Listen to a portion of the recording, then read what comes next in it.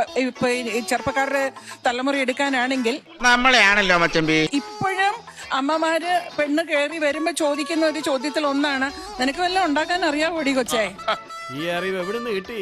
Opposite മെയിൽസിനോട് ചോദിക്കുന്ന ചോദ്യങ്ങളോട് നിനക്ക് ജോലിയുണ്ടോ? തീർച്ചയായിട്ടും പ്രൊവൈഡ് ചെയ്യാനുള്ള കേപ്പബിലിറ്റി ഉണ്ടോ? തീർച്ചയായിട്ടും അപ്പൊ അവിടെ ഒരു എക്സ്പെക്ടേഷൻ സെറ്റ് ചെയ്തിട്ടുണ്ട്. തീർച്ചയായും അതല്ല ഉദ്ദേശം.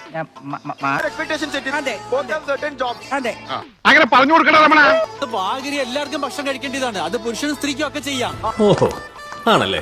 ജോലിക്ക് പോവാനും പ്രൊവൈഡ് ചെയ്യാനും എല്ലാവർക്കും പറ്റും എന്ന് വെച്ച് ഭർത്താവിനെ ചൂസ് ചെയ്യുമ്പോ ഇപ്പൊ മാട്രിമോണി തന്നെ നേരത്തെ എടുത്തല്ലോ, 4 ലക്ഷം ശമ്പളമുള്ള പെണ്ണ് 40 ലക്ഷം 4 കോടി ശമ്പളമുള്ള പുരുഷനെ പ്രിഫർ ചെയ്യുന്നു പറഞ്ഞിട്ട് കൊടുക്കുമ്പോ അവരെന്തുകൊണ്ടാണ് തനിക്ക് പ്രൊവൈഡ് ചെയ്യാൻ പറ്റുന്ന ഒരുത്തിനെ സെലക്ട് ചെയ്യുന്നോണ്ടല്ലേ? അയ്യോ അങ്ങനെ പറഞ്ഞൂടാ. അതെ, അതിൽ ഡിവോഴ്സ് ആയി കഴിഞ്ഞാൽ നിങ്ങൾ ഒരു പണിക്ക് പോയിട്ടെങ്കിൽ ഇനി നിങ്ങൾ പണിക്ക് പോയാലും അവൾക്ക് പിന്നെയും ചെലവിന് കൊടുക്കേണ്ടത് ഇവന്റെ ഉത്തരവാദിത്വം.